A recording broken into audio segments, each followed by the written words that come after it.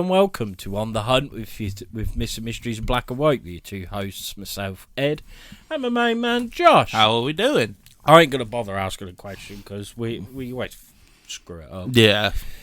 But, no, so sorry again for a late upload, but stuff's been happening. Life has been getting in the way. Again. But, if you want to know more about that, check out our previous full... Oh, no, because this is coming out before, isn't it? Well, look forward to next Yeah, week. look forward to the next episode. I don't know. Which we'll be talking about Champ. Yeah, so... And then we explain a bit more, like, why our absence is being noted. Mm-hmm. But you should already have somewhat of a rough idea. Because in a couple of episodes ago, where we was talking about what's been happening recently. Oh, yeah, but then more stuff got added to it. Yeah. It was just like, oh, cool. Like, who invented life? Bit of a knob, really, isn't they? Well, I'm pleased they did, because otherwise we wouldn't have this podcast for a start. Yeah, that's true, but... But no, and also I just want to say that we are working on some things. Even though we haven't uploaded as often as we'd like to. Mm-hmm. Graft has been happening. Mm-hmm. And if it's going the way we think it's going, it's going to be good. Mm-hmm. It's going to be really good. Watch this space. Yes, please do. But, yeah, as we always talk on the hunts, we do, like, shorter episodes where Josh will talk about a subject and then I'll talk about a subject. So, 2 for 1. Yeah. Pretty much. Do we just say like what we're going to be talking about? Yeah, might as well. So, what are you going to be talking about? I am going to be talking about something that has been dominating the news here in the UK for the past few... Well, it's coming up to 3 weeks now. It's really been that long. 10 odd days, so it's getting there. Yeah. And that is about the disappearance of a young lad named Jay Slater. Now, before I get into anything to do with it, I just want to say massive thoughts and prayers go to his family and everybody that's involved in this. I am not going to be talking about all the bizarre shit. I might mention a few, but I'm not going in depth about it. I'm not going in depth about it. No. Because at the end of the day, it's still an ongoing situation. And, you know, it's still raw at the minute. Yeah. It'd be like if we'd done something on Madeleine McCann. Exactly. Yeah. Exactly. So I'll leave that at that for now. And Ed, what are you going to be talking about? I'm going to be talking about the man called Robert Johnson. And if you don't know who that is, he was a blues singer. Well, I will go into it. But their story said that he sold his soul to the devil. Oh. And if you're a fan of Supernatural, like the program, like me, then they did... It was an early episode where it's when they first brought the Hellhounds, if you remember that. And that kind of like was kickstarting that off. So... If you know what I mean, if you know, you know. Yeah. Who's going to go first? I'll go first? Yeah, go on. All right. So, thank God for that. Oh, I'm sorry that I look a mess again today. It's been sweltering. Yeah, it's been so hot recently. It's talk going cooler next week. That's what I mean. We was moaning because it was raining all the time and everything like that. And then we were like, oh, where's our summer? Where's our summer? We get it. We were like, oh, nah. It's just the epitome of being British. You complain regardless of what the weather is. I love a good moan, though. Yeah. Again, that is part and parcel of being British. Yeah. But, let's say, I'm how I am here, I am I'm the polar opposite when I'm at work. I don't talk to anyone. It's not me being rude. It's because I've seemed to have gotten bad social anxiety. Yeah. For some bloody reason. And I'm just there to work. I'm just there to earn my money and go home. Mm-hmm. Because, so I don't talk to anyone. I just go, get a key for my machine, go in there, get told what to do it. That's it. Yeah. And that's not me being rude, it's just how it is. Yeah. See, I'm somewhat the same, but I think mine really comes down to the fact is that I just don't like people. Yeah, that and all. Like, don't get me wrong. If someone come up to me, I'll happily talk to them. But don't expect me to have a full chin wag with you. It's just not going to happen. I'm too old to be getting close friends now. Well, no, we don't. You pushing people away, Josh. We will talk to you and have a lovely good time. Yeah. And we might become friends for life. But it's just slim pickings. Yeah. We're just awkward people. Yeah, face to face. When we're here, when it's just me and you, we've got the camera on. We're completely different. Yeah, 100%. Yeah. That was a joke, by the way. I'm not really like that.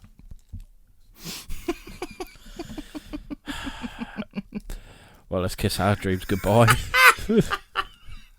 They might not even happen yet.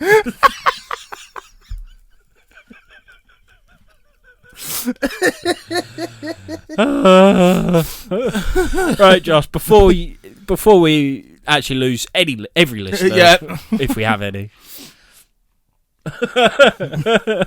please get on with it before we say something we really regret. Yeah. So a young lad named James Slater, his name's Jay. A young lad named Jay Slater has gone missing in Tenerife after travelling with friends to the NRG Music Festival. The mystery surrounding the disappearance of a British teenager on holiday in Tenerife continues to deepen as police intensify their search efforts on the island. Jay Slater, a 19-year-old apprentice bricklayer from Oswald Twistle, Lancashire, travelled to the Canary Island with friends for the NRG Weekend Music Festival. However, he has not been seen or heard since Monday morning, and this was 10 days ago. Mm-hmm. Jay had been out with his friends the night before, but chose to stay out while they returned to their accommodation. He later phoned a friend the following morning, claiming he was lost and had ended up in a different part of the island with another friend, and he was just trying to walk back after missing the bus. Following the news of his disappearance, Jay's mother Debbie and brother Zach flew out to the island. The Mirror reports as the pieces of the information came together. Both of the police and Jay's loved ones are desperately seeking answers about his whereabouts. Oh, excuse me. On Sunday, June 16th, that evening, Jay decided to stay out with some other friends, one of whom had a rental car. At 8:35 p.m, Jay was seen in the last Snapchat video before his disappearance, wearing a grey t-shirt with a green trim. On Monday, June 17th, at 8:15 a.m, Jay's friend Lucy received a call from him. He said he was lost in a rural area, thirsty, and his battery was down to 1%. He told his friends that he had missed the bus back and was trying to navigate his way back using the map app on his phone. At 8:50 a.m. that morning, Jay's phone battery died. And at 9:04 a.m, Tenerife authorities received a report of the incident. So that's just a brief... Right, for a start, if that was me, and I called, and he called me, I'll be like, right, stop you there, stand still, tell me what's around you, like road names, stuff like that, and just sit tight. We're on our way. Done. Yeah. It's a shame we didn't have that new app. Well, I don't know how new it is, but you seen that app? And it's basically... Oh, is it in that? It was that advert, and it was dressed as like Boba Fett. Yeah. Yeah. Or even something like that. Like find your friends. Yeah, well, there's also another one where apparently if you call the police or something and you give them the 4-digit code for that area, they will be able to pinpoint your exact location. But it's like specific for that area. So if I rang the police and I said, I'm lost, my area is dog, leaf, cat, can, they will know exactly where you are. Right. Which is what they're trying to bring out now. I think they're trying to make it compulsory that everyone has that on their phones. Yeah. Which ain't a bad idea in all fairness, because like you said, like if you don't know where you are, you can just literally give them code and they're like, right, so let's stay there, we're now coming. But so yeah, that's the brief story. So obviously the main question is, where is Jay Slater? Local police say they are making all efforts to locate the missing teen and are collaborating with the British Embassy. Debbie has travelled to Tenerife in search of her son. The last confirmed sighting of Jay places him at in rural Del Teno, a rugged region in the island's west near Santiago del Teide. I think I pronounced it right. He had been lodging in the south of Tenerife at an apartment with his mates. His friend Lucy recounted that he was trying to return on foot from a night out that would be an 11-hour trek. Stop that. Lucy explained to the MEN, he's gone on a night out, he's gone to a friend's house, someone that he has met on holiday. One of the people he has met has hired a car out there, so he's driven them back to his apartment, and Jay has gone there not realising how far away it is. He's ended up out in the middle of nowhere. Jay was obviously thinking he would be able to get home from there. But then in the morning, he set off walking using his maps on his phone and ended up in the middle of the mountains with nothing around. He rang me at about 8 o'clock that morning saying his phone was on 1%. He said, I don't know where I am, I need a drink, and my phone is about to die. Police on the island have dispatched mountain rescue teams to comb the area where he was last seen. On the day he disappeared, temperatures reached a balmy 26 degrees Celsius. Which here in the UK has been the exact same temperature, and we've all been complaining how bloody hot it is. Yeah. But it's different heat over there. That is true, actually. That is true. Humidity. So then another question is, well, why didn't Jay wait for a bus or another transport? Well, according to his friend Lucy, Jay had been with other friends, one of whom drove him in their rental car to another part of the island. The teenager then missed his return bus and found himself stranded in the rural mountainous region as he tried to navigate his way back on foot. At present, it is unclear whether Jay was near any facilities that could have helped him get back to where he was staying.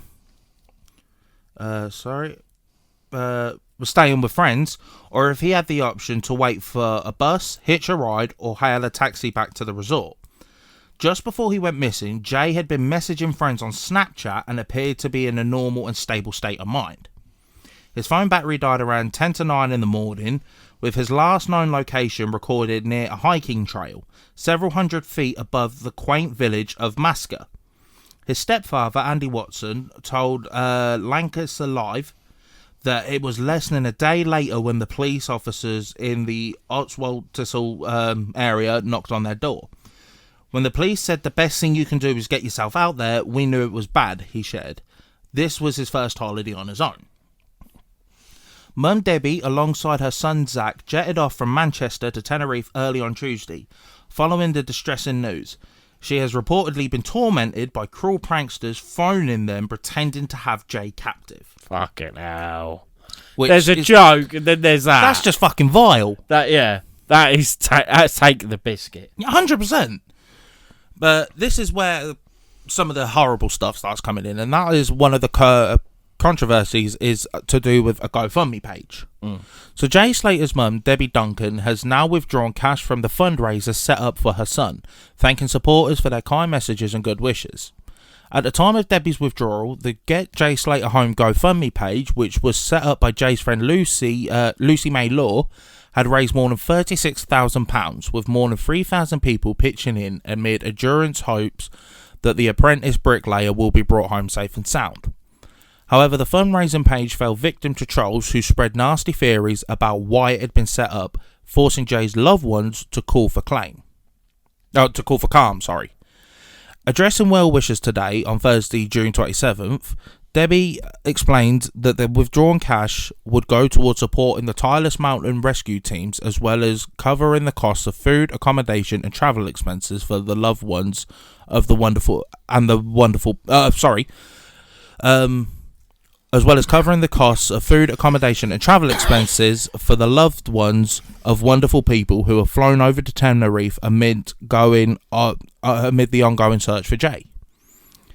Debbie has now had to deal with some criticism over the GoFundMe page, with some cruel internet users questioning what the money would be used for.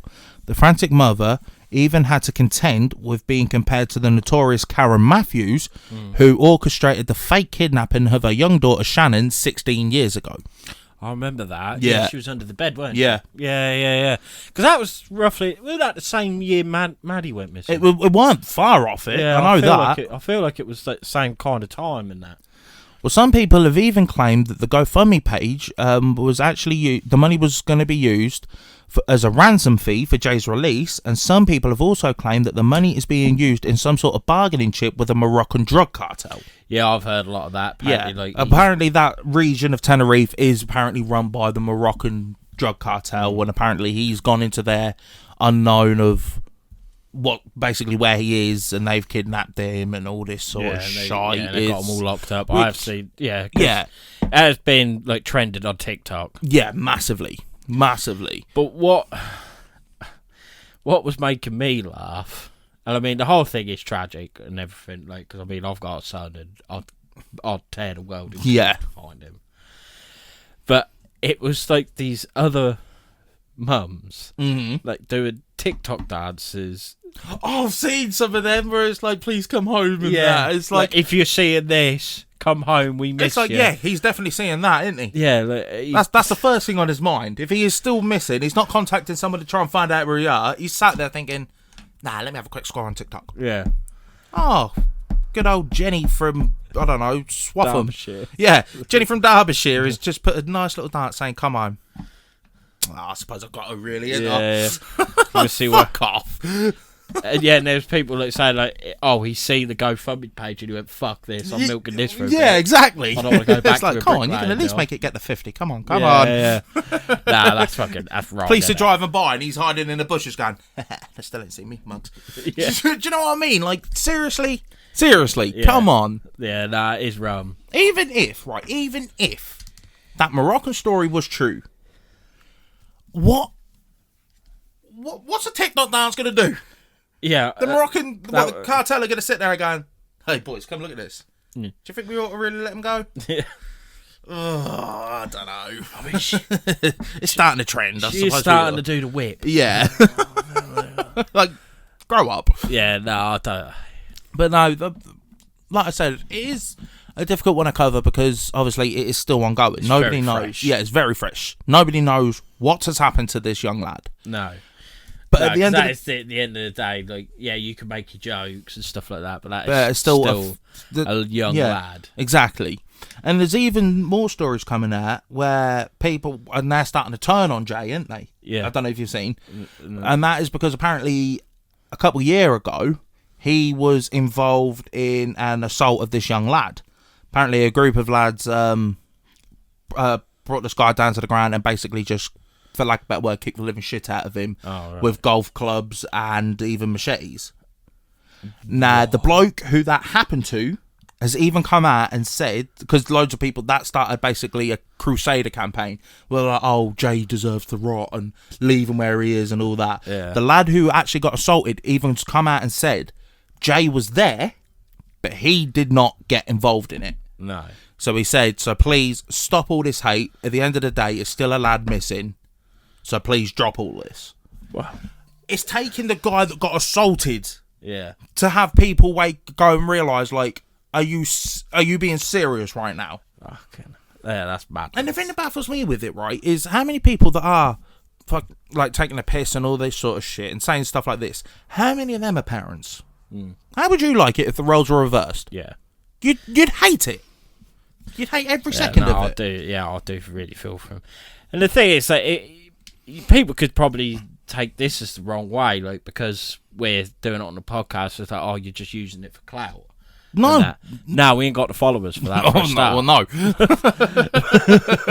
But no, it's not even that. It's just so people know, like, this stuff is happening. Do you know what I mean? And play devil's advocate, like, in a way, luckily, like, it's been brought forward now so then it's a message to other young people. Yeah.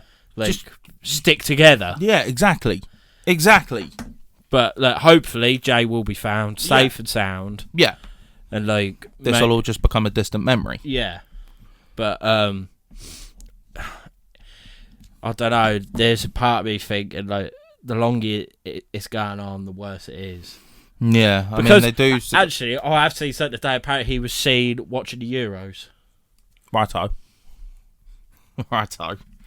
Oh, it's such. That's why he went walkabout. He saw that abysmal fucking performance. He's like, nah. Yeah, fuck this. But this is what I mean. This is why it's such a bizarre story. It's because it's not like, for lack of a better word, and I don't mean this how it might sound, but it's not like a generic person gone missing. No. Where it is literally a case of, we don't know where they are. No, it's just they made so many conspiracy theories. Yeah, exactly. About it. Like, because there was some, like, he just got into a random car. And they've just basically took him off somewhere. Yeah. But then, like you said, you've got these pictures of him apparently watching the Euros and that. Yeah. And also there's some, like the drug cartel's got him locked up for ransom or... And all this sort of shit. It's so bizarre. Because I think I've even seen one, like, the mum is in on it. Yeah, I think I saw something like that. That apparently that's why she, like, apparently I saw one, and it said apparently Jay and that Lucy was in debt with, like, a drug cartel or whatever, so they needed to raise the money, and they've actually not necessarily gone missing, but they're hiding, so they can't find him, and that they basically, the mum's raising the GoFundMe page to pay off this ransom. It's just ridiculous what people will come out with. Like, don't get us wrong, we love a good conspiracy, but come on now. There's a limit. Yeah. There's a limit. Do you know what I mean? You got to wait at least a couple of months. At the very least. For God's sake. I'm just waiting for Alex Jones or whoever it is. He's been kidnapped by aliens. He made freaking frogs gay. He took a vaccine and now he's gone. Honestly. Some of them are just... He's just a walking lunatic. Yeah. Like, I've listened to some that I've seen on TikTok and that, and I'm thinking, can he hear himself? Of the absolute bile he's shouting. Yeah. It's just when he said this, water's turning to freaking frogs gay. It's like, what? How? You say you're going on a walk and you saw two male frogs going at it, and like you knew they were male. Like even if it is the case, right, that is the case, it's not in his head that it could be a dominance thing, like how dogs do it or something. He's just thinking, nah, they're gay. Gay. Turn the freaking frogs gay. Oh, what a melt. That's what I mean. That's why, like, it's in the same with, like, with cryptids and everything. That's why, like, conspiracy theorists are always, like, tarred with the same brush. Because of people like him who just take one thing and they just run with it. Well, just run, and then there's and then there's that. Yeah, he's completely just chucking it and just go completely mental. Nah, it is just. He is just a lunatic. That's the only way you can describe him. He is a lunatic. It's great entertainment, though. Oh yeah, 100%. 100%. Well, saying that until he went into the whole Sandy Hook thing, then that was just like, nah, you've lost me now, mate. If you know, you know. Yeah. Just how can you do that? No, like, you can't. How can you even think that people need to hear that? Yeah, exactly. That's wrong. That was wrong. Oh. But no, let's say our thoughts and prayers do go out to Jay's Slate's family, and Jay, please come home. If he was just on about how he's not watching TikToks. He definitely is not watching us. Maybe we're the things that are keeping him going. You just don't know. Well, we've done a shit job. We haven't uploaded in the past 3 weeks. Well, that's why he's still missing. He's waiting. He say his phone ran out of battery. He just turned it off, and he's like, he ain't gonna come on till like Monday, Dad. So he's like, oh, new episode. Then he's gonna be even more buzzed when he hears this. Like, oh my God, they've actually covered me. It's not gonna happen, let's be honest. But if that happens, I will give everyone who watches this $1,000. I don't have it, but I'll find it. That's how I am certain it's not going to happen. Right, if this comes out. Oh, yeah, I am fucked royally. Imagine having to go to the bank to explain that. I need to have a loan. Like, yeah, I need to withdraw a $20,000 loan. What on earth for? Well. Wow. Maybe like that. Yeah, okay, I'll go get you the money. Hello, Broadmoor. Yeah. Nah, we'd have to do the same. We'd have to fucking... You'd have to go and hide. I'd have to set up a GoFundMe. Oh, dear. Right, yeah. No, should we move on before I was going to say. Yeah. Get in trouble. What else are we going to be talking about? Like I said before, we're talking about a man who apparently went to a crossroads and sold his soul to the devil. and that is the legend of Robert Johnson. When it comes to the blues, Big Bill Broonzy said, "You've got to have it to play it."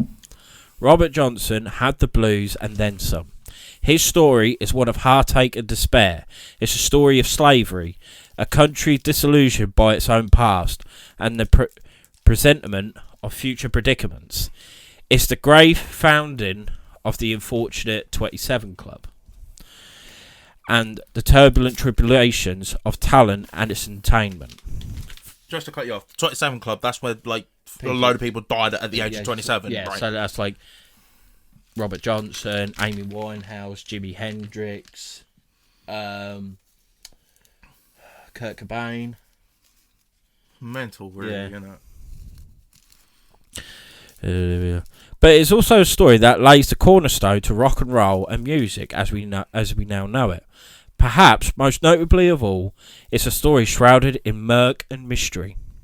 That's myths and mysteries, you silly goose. And you know we do love a good murk and a mystery here at Myths and Mysteries in black and white. Ultimately, it is not too grand loose to say that it's a story that embodies precisely why we listen to music. Aside from the melodies, it is as much to do with the lives that make them.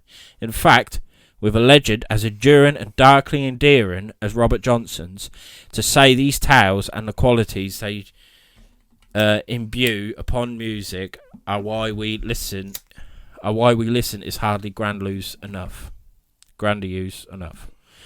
As the legend goes, it was an event that held a metaphysical air. Quite how something so nebulous can be remembered up to this day is open to conjecture. God, I put some big words into this. Really Shakespeare. Yeah, I know. But then there's much about the Delta Blues and the mystic American South that holds out a stern but fair finger and asks how you'd know otherwise. The tale persists that the blue chords of day were bleached in the dark iridescence of the Mississippi nightfall, and the stars were flung out like crumbs from a picnic blanket onto the purple-black cloth of dusk. God. Talk about painting a picture. Did it? Jesus. The moon rose over the bayou, setting beasts and blues players howling alike, and the crooked hands of Tupelo trees clawed at the illuminated clay ball, trying to drag it back down to swampy depths. Through the mist drove Robert Johnson, bidding a solemn farewell to town and civility, with a $10 guitar strapped to his back, looking for a tune. Not quite the downcast pariah he had been seen as. He was now a man on a mission. The despair of his past lay behind him, and his future stretched out on the warped paths ahead. At the crossroads where four dusty black roads met, Robert dropped to his knees, summoning the might to meet with his maker. He stretched out his guitar, and up rose Lucifer with a bargain in tow. Unlike the tale of Tenacious D, I was going to say, Satan. That was literally what was in my mind. It's just, be you angels. We are but men. Rock. Such a good song. Satan wasn't offering the sort of songs you'd forget in a hurry. For the cost of Robert's soul, Beelzebub would bestow upon him musical greatness. He returned to the bluesy booze joints a year later like a champion prodigal son, a songsmith, virtuoso, the crowned king of Delta blues and the forefather of rock and roll, till the devil took back what was rightfully his. Ooh. Ooh. Well, it just hits different. Yeah. It is a legend of modern mythology, with roots that delve back all the way to the origins of the Deep South. But in life, as mystified and devoid of tangible truths of Robert Johnson's, it's hard to discard the fiction for fear that it is actually a fact, as Keith Richards alludes. If you don't, Keith Richards is the really old-looking bloke from Rolling Stones. Oh, okay. He played Jack Sparrow's dad. Oh, was that him? Yeah, it's Keith Richards. Oh, mad. You only have to hear him howl, "I went to the crossroads once," to know that there is something jinxed about Johnson. What then in a life trapped in a mire of monumental mystery can be discerned as irrevocable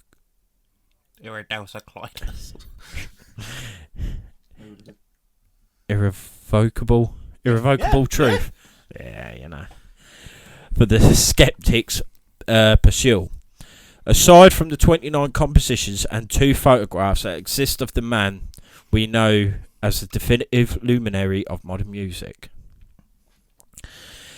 any attempt to track down the facts immediately gets off to a rocky start. It is known he was born Robert Leroy Johnson in Hazelhurst, Mississippi, but the date of May 1911 is merely a best guess. The fact that he was never issued a birth certificate is as symptomatic of a man who seemed to emerge into existence from the darkness as it is of the troubled times. His life was marred by hardships and discrimination from an early age. His relatively wealthy stepfather, Charles Dodds, was forced to flee the Delta following threats of a lynching by jealous white landowners. Thus, Johnson's early days wove a serpentine path through the South, and it's a path that would never be set straight until he arrived at the fateful crossroads. Even then, there's an argument it was as alluring as ever, as any roads bar the famed highway of death, and glory was seemingly barricaded by destiny. Following that best guess of birth came a boyhood equally as tricky to trace. It is believed that he was educated in Memphis, where he unearthed his passion for music. The scattered hoppings of census records, however, suggest he never settled for long. His mother remarried, and Robert spent the remaining days of his youth on a plantation. The emboldened young vagabond rejected the farming fate that lay ahead of him, and he chose to sing the field song rather than toil it. It was a choice that resulted in his sharecropper stepfather's beatings, planting the first seeds of Robert's unwavering resolve. Blues may have been born from the fields, but it did not flourish from the grounded oppression alone. Likewise, in Johnson's life, the blues would not take root fully until he was 18 years old.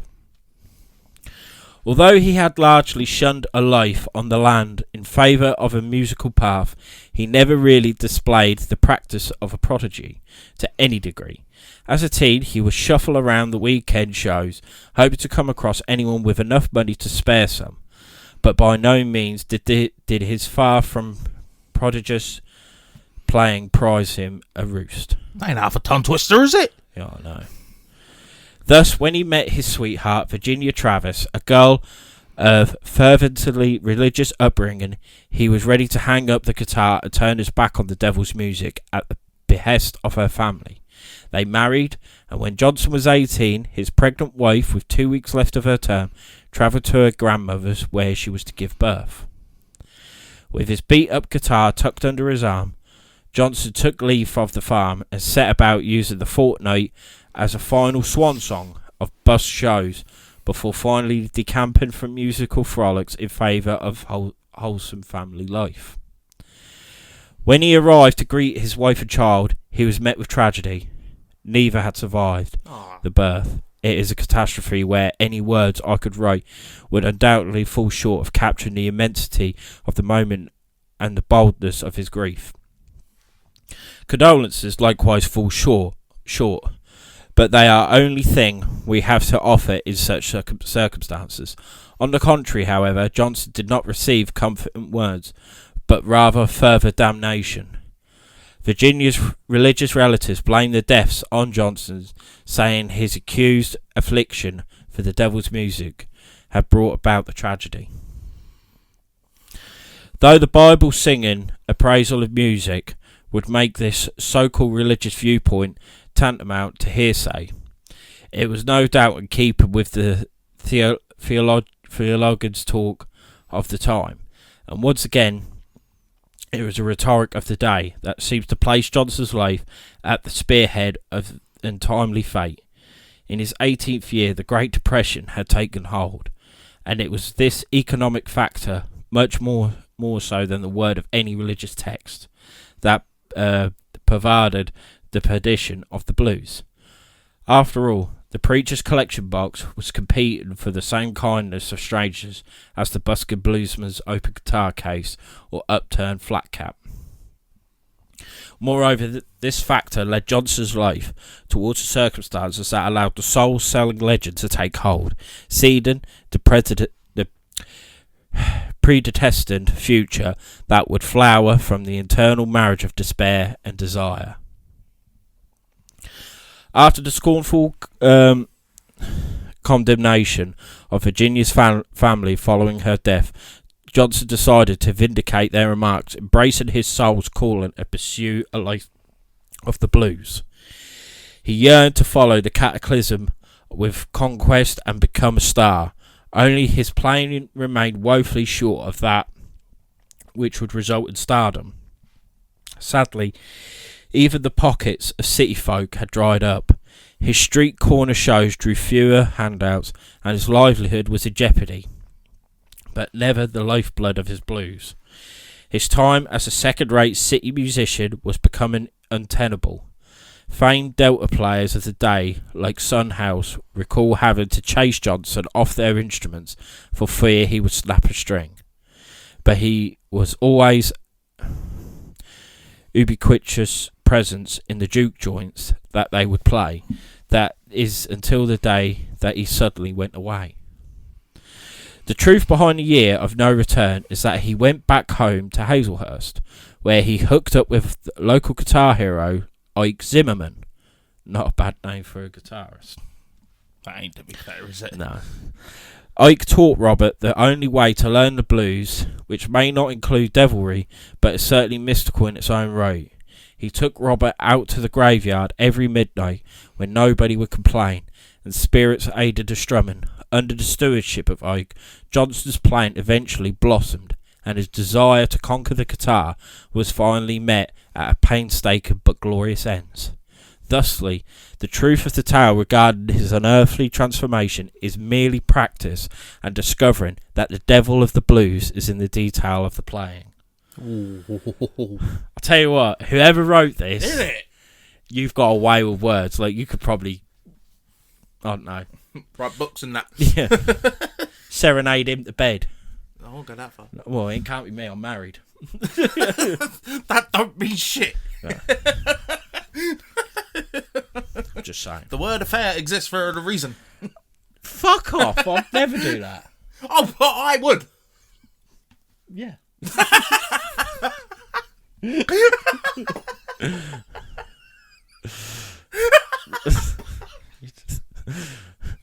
Yeah, take that.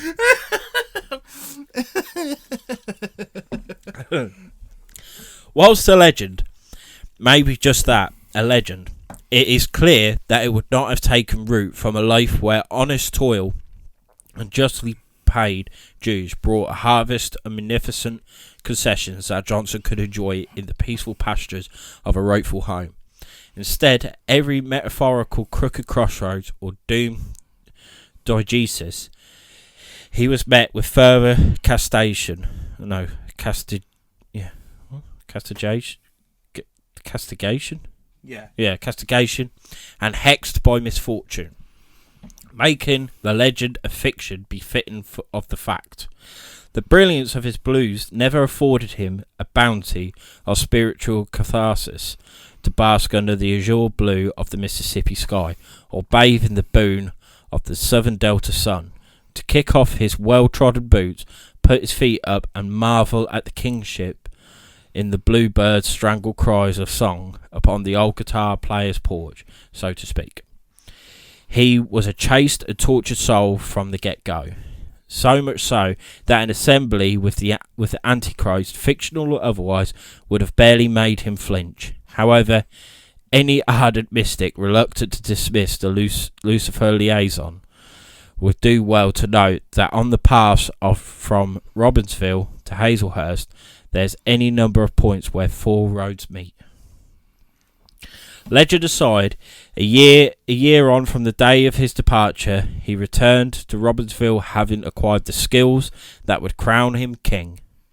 Where once Son House had chased him from his stage, he now saw Johnson approach with a mean strut and a strange additional seventh string added to his dog-eared guitar.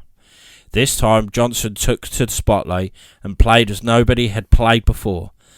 Gone was the out-of-tune scratching and doggerel hollering, and in its place was transcendent performers singing songs of hoodoo verse, laying down all that would be good in popular music to come, and in an instant securing his place as the king of the Delta Blues. As it to be expected in the life of someone like Johnson, such success did little to diminish the heap of his burden. Another child and lover were kept from him owing to his profession of playing the music of the beast. His son, Claude Johnson, recalls that on one of only 2 times he ever saw his father, Robert handed over cash for his upbringing and asked to see the boy, only to be shepherded away from the premises, whether or not it was with his soul. Johnson nevertheless paid a hefty price for his music. His fame grew, his songs got recorded, but his woes remained the same. The price of his life would finally be paid at a place aptly named the Three Forks. A friend and a fellow blues player, Honey Boy, recalled Robert as being fond of only 2 things: whiskey and women. Those are the only 2 W's that in the blues world that lead to definite discontent. Both would have an equal hand in his demise. His life of mystery would stay true to the last. Whatever mythological figures of fate had choreographed his life like the mad dance of a cursed marionette were about to cut the threads loose. Johnson's whiskey was about to run out. He had been flirting with the wrong girl and refused to heed warnings. He was handed a bottle of whiskey with a broken seal by an avenging husband. Jesus. He died a few days later, poisoned. In the painful throes of his final hours, he crawled his way to the fresh air of night, tracking on all fours at a roadside. He slumped down and slipped away. The stars once more scattered out across the firmament above him like sequins of light reflected in an unending puddle, twinkling over our hero like the glinting eye of heaven. The image of his lifeless body drowned out in the pissing rain would not be discovered till the early hours of the morning. Though the jury is still out and nobody was ever convicted, poison is the conclusion of the anecdotal autopsy anyway, and like much in the South at the time, that stern but fair finger points out once again and asks how anybody would know otherwise. There was never any footage of Robert Leroy Johnson, and there's only ever been 2 confirmed photos, but a lot more than just his 29 recorded songs live on. Okay, now how much left have we got? Oh, not a lot. I'm starting to sweat. Such is the collaborative domino effect of music, one artist informing the other. No single person can be picked out as a definitive pioneer. That being said, if you were ever foolish enough to do so, then you could do a lot worse than to tout to Robert Johnson as the pillar of influence for all modern music. It's frankly impossible to listen to a rock or blues song and not pick out one of his chords. It has been said by assertive fans that without Johnson there'd be no Muddy Waters, and without Muddy Waters there'd be no rock and roll. Bob Dylan's life was changed when John Hammond played him some Johnson in the 50s, and Keith Richards is such a fan that if the Stones had ever failed, he might well have ended up as some eccentric vicarous biographer. Perhaps more importantly than he was a star in the modern sense, a man so singular that he evoked notions of divine intervention. Unlike most of today's imitators, his was most certainly not some shop-worn abstraction of the downtrodden, soul-bearing songsmith. That is not to say that the only way to acquire authenticity is through hardship. Rather, stay true to the songs. Robert Johnson lived and breathed the blues, even if it didn't grant him an obituary. But his legacy... Said all these boss words. Oh, no. But his legacy is not just the impact that he had played forward. As much as his life was inexorably tangled up in threads of fate, it was also woven into place by the hands of history. Nina Simone once said, "Funk, gospel, and blues is all out of slavery times, out of depression, out of sorrow." And that isn't some champion utterance by a much-loved artist. It stands up to the test of musicologists. And it is this extraordinary truth that makes it all more remarkable, that Johnson's music is not just dark, but all shades of blue. As Wynton Marshall said, just as everything was spawned from the blues, everything comes in it too. Joy, pain, struggle. Blues is affirmation with absolute elegance. Blues is beautiful poetry, etched into the margins of one of the darkest pages in history. Whilst one does not bring any comfort and solace to the other, it is a testimony to the unconquerable spirit of those that suffered, and those that continue to do so, that this torment was, and is, transfigured into something beautiful. It is this mark left by Johnson and others that will stand amidst the breakers of history's cruel tides as a monolith to the insurmountable souls that bore the hands of oppression and were left, in the words of William Ernest Henley, bloody but unbowed, from dodgily desperate times of despair came the gilded magic of modern music that will play on for eternity, whilst needless suffering will hopefully one day recede down to a relic of the past. But for now, the songs bring comfort and joy to those who listen, and show that even in darkness there is a defiant light of harnessed exultation. Just as beneath the dark blue of Johnson's music burns the little sheltered flame of hope for a better life, beyond that which society and circumstance had set out for him. This is a trait that would live on in modern music forevermore. Regardless if you've got a soul blue enough to stomach the songs, you should be thankful for Robert Johnson for rock and roll. Jesus Christ. So really, Robert Johnson, I'd like to put a bet on that next to no one who ever listens to us has ever heard of Robert Johnson. Yeah, I haven't. No. And he is pretty much the godfather to music. To music, what we know, of rock and roll, of the blues and stuff like that. Yeah. Like, jazz and all that sort of stuff. Well, I think jazz, to an extent. Yeah, because it looks like all. Because when you hear about the blues and everything, you always think of them in the cotton fields. Yeah. Of like these oppressed people in the cotton fields, like singing to get the day by. Yeah. And Robert Johnson, as well as going through that, lost family. It is like if it's truth or not, you can see like a man can only take so much, 100%, before he will deal with the devil. Mm-hmm. And this man got gifted the cruelest hand, and he was like, no more. So then he went to the crossroads and dealt with the devil. But no, I really enjoyed reading that. Yeah, that's baffled me. But how he is meant to be like this, the godfather of all rock and roll and that. There's only 2 pictures of him in the world, like 9 pictures and 29 songs. That's bizarre. And how he started the 27 Club. Yeah. As well. That's weird. Mm. Let's just say, right, for argument's sake, let's go out there, right? Let's go ham. So, like, the 27, like, he did legit sell his soul to the devil, right? Mm. So, obviously, he was the beginning of the 27 Club. Mm-hmm. Then does that mean that all the others may have sold their soul, gone to the crossroads? And that is the price you pay. You can do whatever you want, but 27, you're mine, mate. Yeah. Your soul will come back to me. Yeah. Because, your soul was mine. It's not like he just, like, died on the spot. No. Or, like, flames come up from underneath No. him.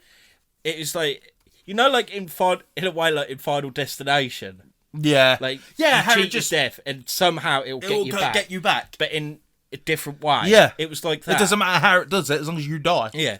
It turned out he was just chatting up the wrong woman, and her fella was pissed off and poisoned him. But at the end of the day, it still stopped him breathing. Yeah. And like Kurt Cobain shot himself. Amy Winehouse was overdose and that. Jimi Hendrix was overdose. I think was it alcohol poisoning? I'm not sure, to be honest, on that one. But yeah, a lot of them. Just count this. Let me have a quick. Yeah, just type in 27 Yeah. Club. That will come up. River Phoenix. Who? Joaquin Phoenix's brother. Oh. He's the one who died at Johnny Depp's club. Oh shit. You know which one I mean? I think I do, yeah. What was it called? Snakebite Lounge or something like that. We've had, yeah, like you said, Robert Johnson, Amy Winehouse, Jim Morrison, Janis Joplin, Jimi Hendrix, Brian Jones, Jean-Michel Basquiat, Kurt Cobain. Oh, that's it. Well, that's all that's on this list, at least. I'm sure there's plenty more. Did I mention Jimi Hendrix? Yeah. Yeah. But yeah, I think River Phoenix as well. Yeah, I'm pretty sure. I'm not sure. I'm not actually 100% on that. I don't know. I went through the things on that. Jesus. The emotions on that. I genuinely thought you were reading fucking Shakespeare. Yeah, no, that was mad. That was mad. But no, just the thought of that.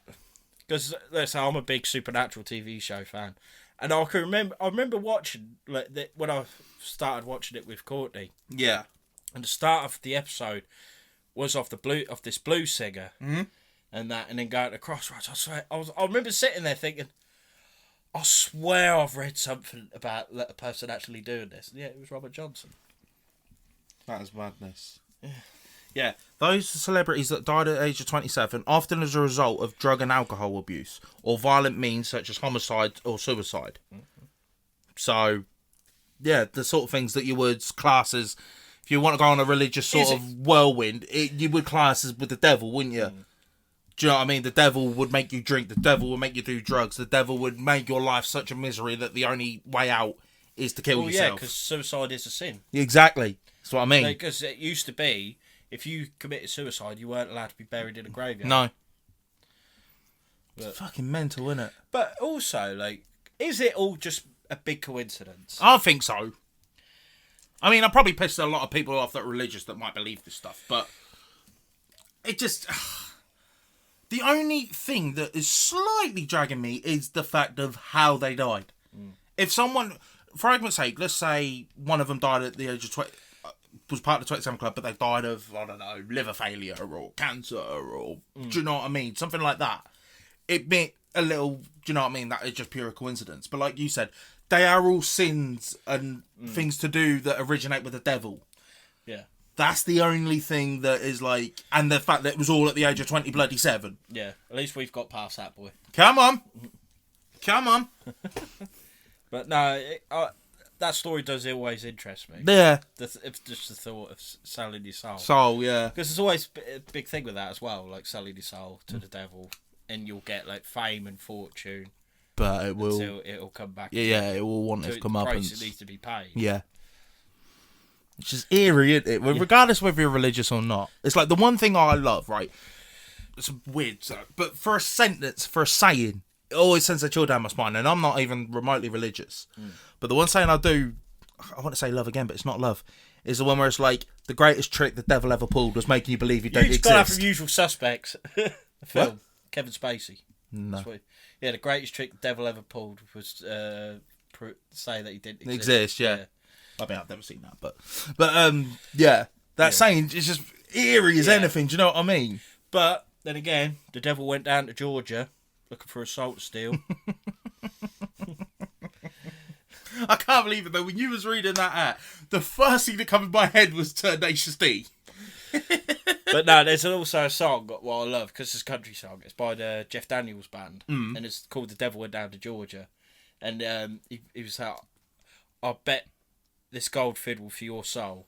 And so the devil was a fiddle player too, so he plays the fiddle and everything. And then Johnny was like, "You sit right there, and I'll show you how it's done." And then he beats him, and then the devil gives him the gold fiddle. Mad. It's a good song. When you actually listen to the words, the actual words, it's a good song. You don't, because it's a country song, but you might not like it, but I think if you actually just listen to the words, it's a great story. But yeah, yes, that's the story of Robert Johnson. That all, like I said, if this is legit, does that mean that all music originates from the devil? And that would explain a lot of musicians the way they act. Because they always say like rock and roll is the devil's music. Yeah. But a lot of rock music is to do with hell yeah. and stuff. AC/DC, Highway to Hell. Yeah, and a lot of musicians, the way they act on stage, there ain't something right with them. Ozzy Osbourne literally bit the head off a bat. That's what I mean. Yeah, it's fucking madness. But yeah, so that's the story of Robert Johnson. Very interesting. That is very interesting, yeah. I did enjoy that. But no, I think that about wraps us up, don't you? Yeah. Right, so be sure to check out a podcast that will come out on Monday. Be sure to follow all of our socials. Be sure to like, comment, subscribe, all of that good stuff. I think there's nothing else I've missed out. No, I don't think so. Alright, so thank you very much for watching, and we'll see you on the next one. Bye. Happy hunting.